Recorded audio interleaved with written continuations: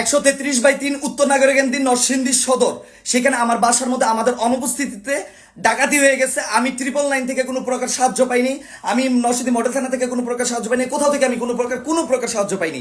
আমাকে নরসিংদীর এএসপি যিনি আছে শামীম ভাইয়া যথাযথ চেষ্টা করতেছে যে আমাকে সাহায্য করার জন্য। আর নরসিংদীর স্লো পুলিশ, নরসিংদীর হেল্পফুল পুলিশ, নরসিংদীর রেসপেক্টফুল পুলিশ আমাকে অনেক সাহায্য করছে।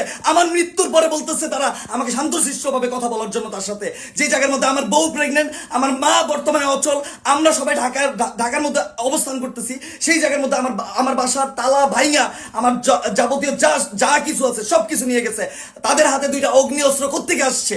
তারা আমার বাসার মধ্যে কোন মানে কিসের পারপাস এত বড় অ্যাটাক করে এতক্ষণ লাগে ওরা ডাকাতি করতে পারে? এটার কি কোনো বিচার নাই? এটাই কি আমাদের স্বাধীন বাংলাদেশ? আমি যা সেটা শেষ দেখতে চাই।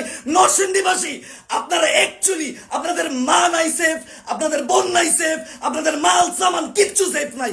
আজকে আমি থাকার কারণে যদি আমার গ্রামের বাড়িতে এত মানুষের মাঝখানে এত বড় পাওয়ারফুল মস্তান নরসিংদীতে কিভাবে থাকে?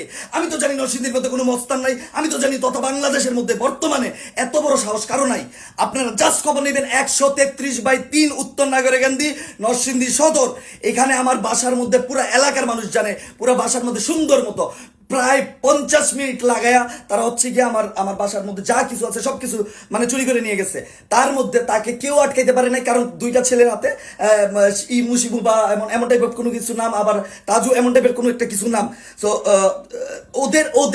ওদের হাতে ছিল, ওদের হাতে ছিল অগ্নি অস্ত্র, যেটা বলতে চাচ্ছে হচ্ছে পিস্তল টাইপের জিনিস। আমি জাস্ট জানতে চাই যে আমাদের নিরাপত্তাটা কোথায়? আমি এটার শেষ দেখতে চাই।